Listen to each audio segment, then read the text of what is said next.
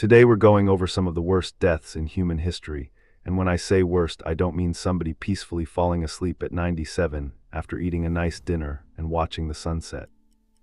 No, we're talking about the kind of deaths that make you look at history and think whoever invented this needs to be permanently banned from the human race.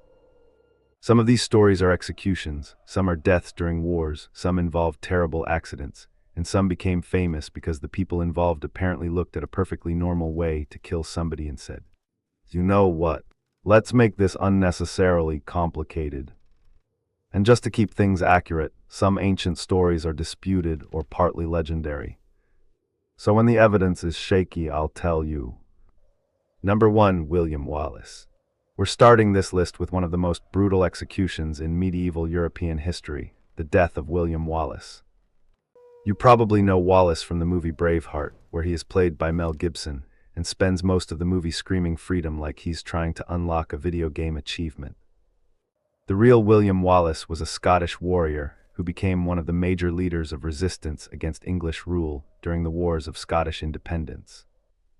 In 1297, Wallace and Andrew Moray defeated an English army at the Battle of Stirling Bridge. Wallace later became Guardian of Scotland. Although his political career did not exactly come with a comfortable retirement plan. In 1298, the Scots were defeated at Falkirk, and Wallace eventually resigned from his position. He continued resisting English rule until he was captured in 1305. And this is where things get extremely unpleasant. King Edward I of England had Wallace brought to London and tried him for treason. There was just one tiny problem. Wallace did not consider himself a traitor because he never accepted Edward as his king. Basically the medieval version of saying, "Wrong jurisdiction, buddy." The English authorities did not care. Wallace was sentenced to be hanged, drawn and quartered, and medieval England had apparently decided that one method of execution was simply not enough.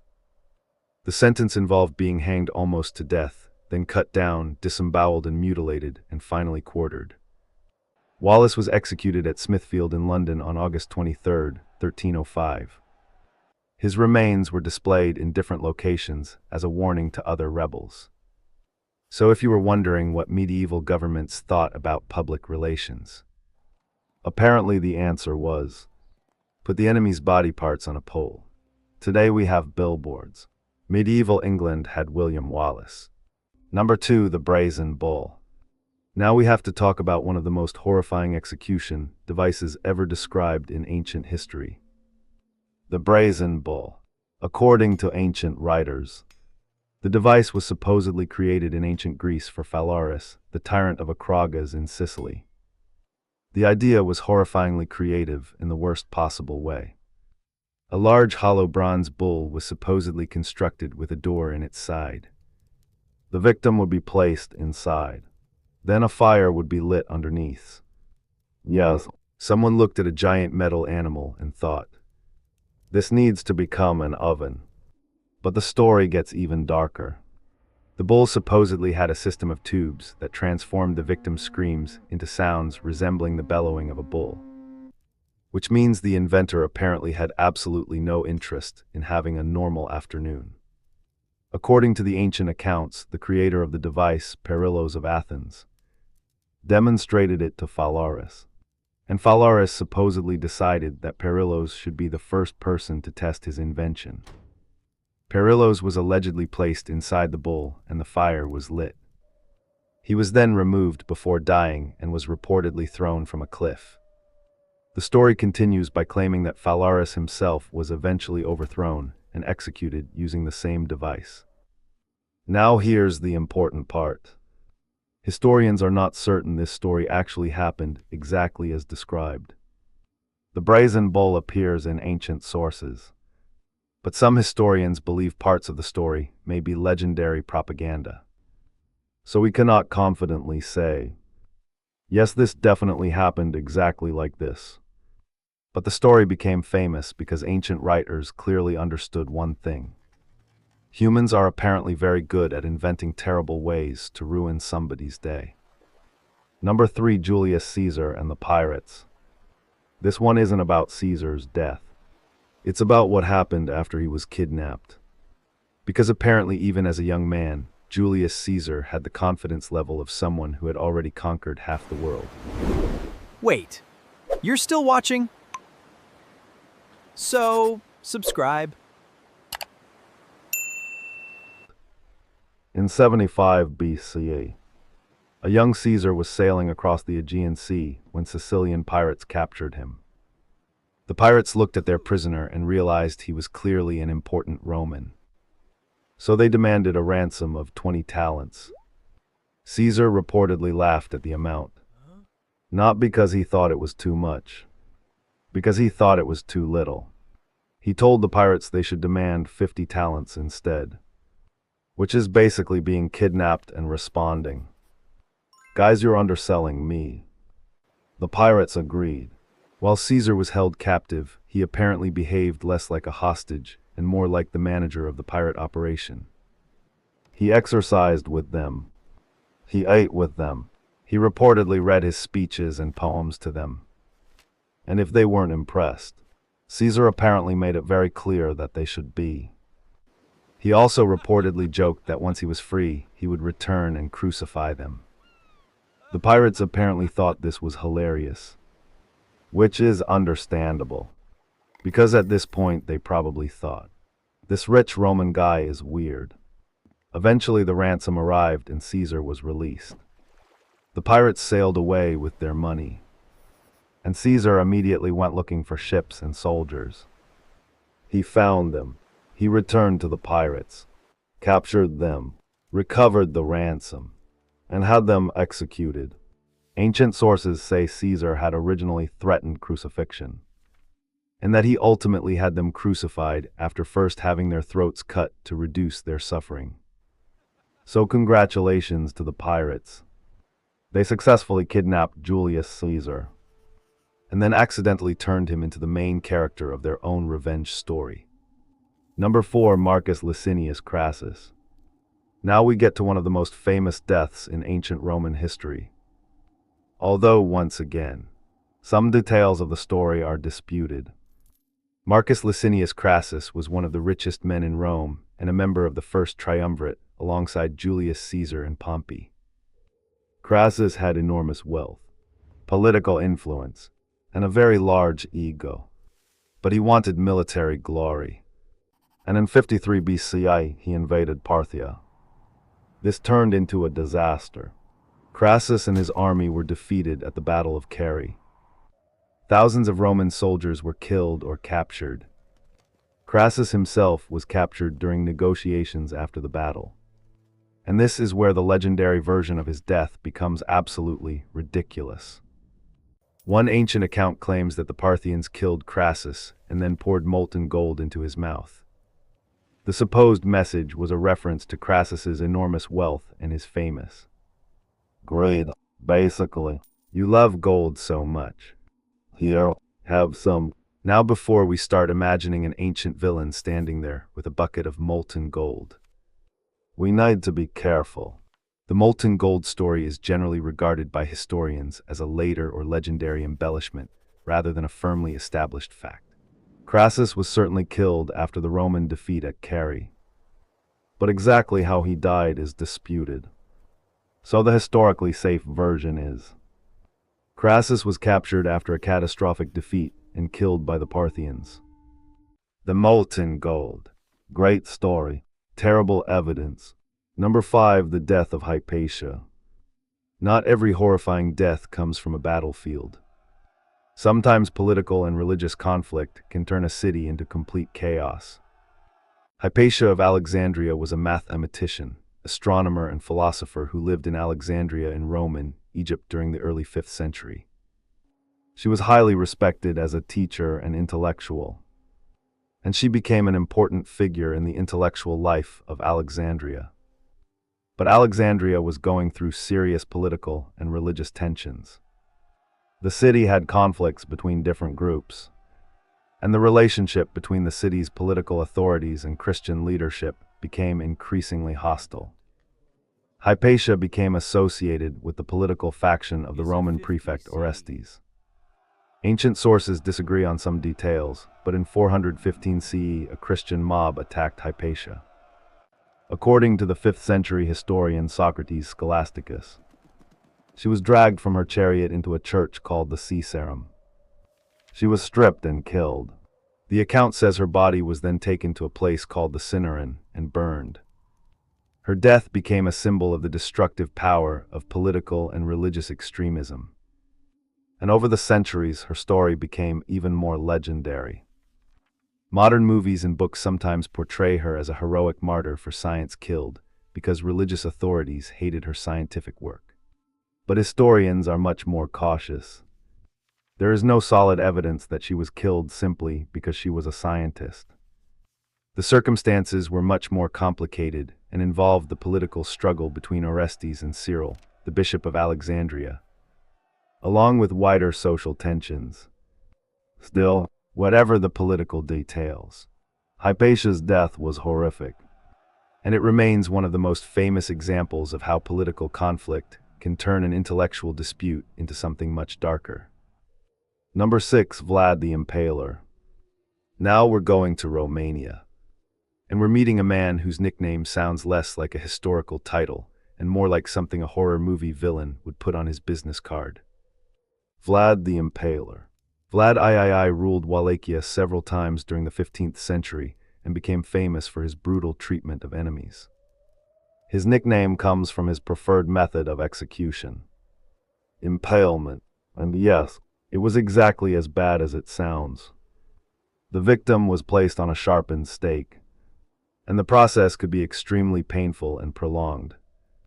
Vlad used terror as a political and military weapon. His enemies included rival nobles, criminals, political opponents, and Ottoman forces. One famous story claims that in 1462, during a campaign against the Ottoman Sultan Mehmed II, Vlad left a field filled with thousands of impaled bodies. The exact numbers reported by medieval sources are often exaggerated, because medieval chroniclers were not exactly known for saying. We counted 17,432 bodies and checked the math twice. They preferred. There were approximately 1 billion dead, and everyone was terrified. Vlad's brutality became legendary, and later European stories transformed him into an almost supernatural monster. Then centuries later, Bram Stoker wrote Dracula, and Vlad's reputation became connected with the fictional vampire, which is a pretty impressive career transition. From medieval prince to historical horror icon to fictional blood-drinking aristocrat. Number 7, the death of Hypatia's fellow Alexandrian victims. Actually, let's stay in the ancient world for a moment, because Alexandria wasn't exactly having a great week.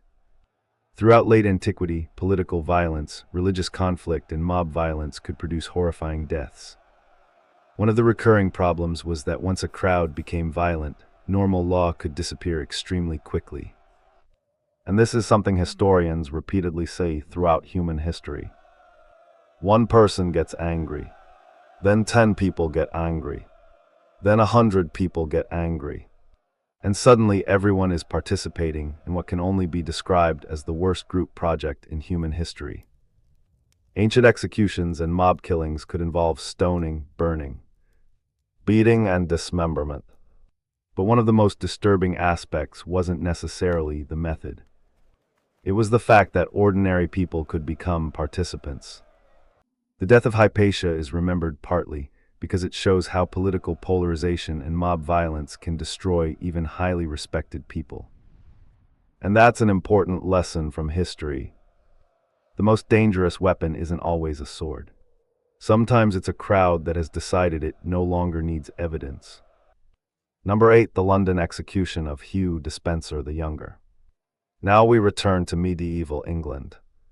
Because apparently medieval England had decided that executions needed to be as theatrical as possible.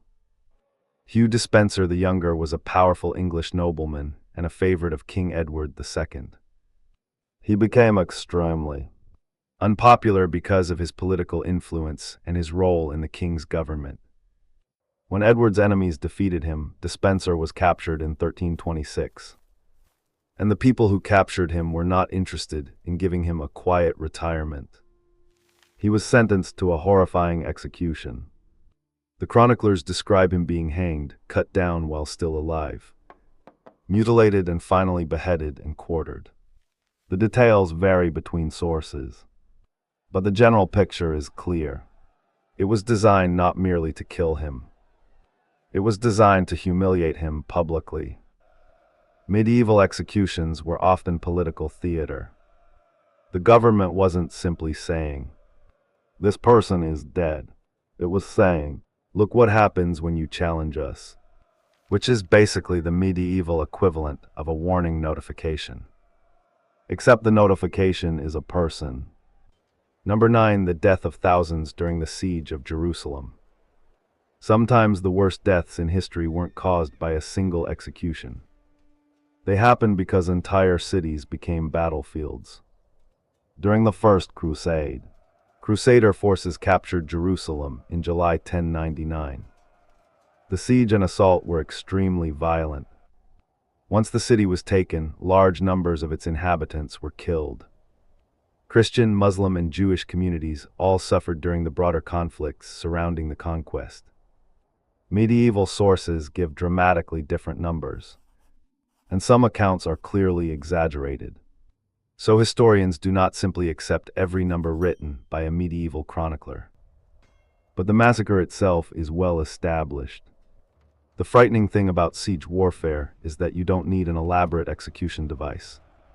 You just surround a city, cut off food, cut off water, wait, and let hunger and disease do the work. And if the walls finally fall, the violence can become even worse. Which brings us to one of the most brutal realities of human history. War doesn't need to invent a new way to kill you. Sometimes it just takes away everything that keeps you alive. Number 10. The Black Death. And finally, we have something that makes almost every execution on this list look like a minor historical footnote. The Black Death.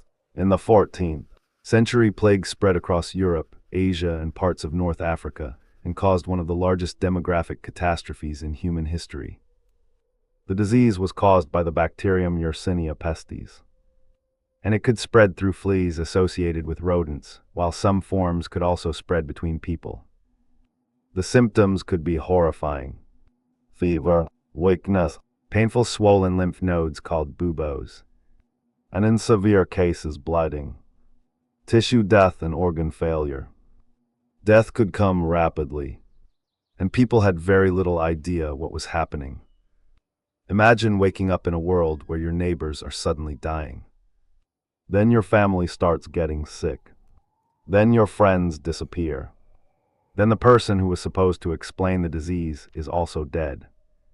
And nobody has antibiotics. Nobody has modern microbiology. Nobody knows about bacteria. And someone nearby is probably blaming the entire thing on comets. The exact death toll is impossible to know, but historians generally estimate that tens of millions of people died, and Europe lost a very large share of its population. The psychological impact was enormous. Communities collapsed, labor systems changed, religious movements emerged, and entire families disappeared. This wasn't one terrible death. It was millions of terrible deaths happening across continents, which makes the Black Death one of the darkest chapters in human history. And perhaps the most frightening part is that nobody had to deliberately create it. Nature already had the blueprint. So after looking at all these stories, we have learned something extremely important about humanity. We have been creative. Unfortunately, we have often been creative in exactly the wrong direction. We invented elaborate execution devices. We turned political enemies into public warnings. We fought wars over land, religion, power, and revenge. We developed torture methods. We developed siege warfare. And occasionally we kidnapped Julius Caesar and accidentally gave him enough motivation to come back and ruin our entire afternoon. But there is another side to these stories. History isn't just a collection of horrifying deaths. These events also show how societies change. Executions that were once considered normal eventually became unacceptable. Public torture disappeared from many legal systems. Medicine developed. Our understanding of disease improved. And modern societies created laws intended to prevent governments and mobs from simply deciding that someone's life no longer matters. So yeah, human history contains some absolutely horrific deaths. But it also contains people who looked at those horrors and eventually said, maybe we should stop doing this. And honestly, that might be the most important lesson of all. Because if history teaches us anything, it's that humans are capable of extraordinary cruelty. But we're also capable of learning. And after everything we've just seen, learning is probably a pretty good idea. Past isn't dead. It's waiting to be told.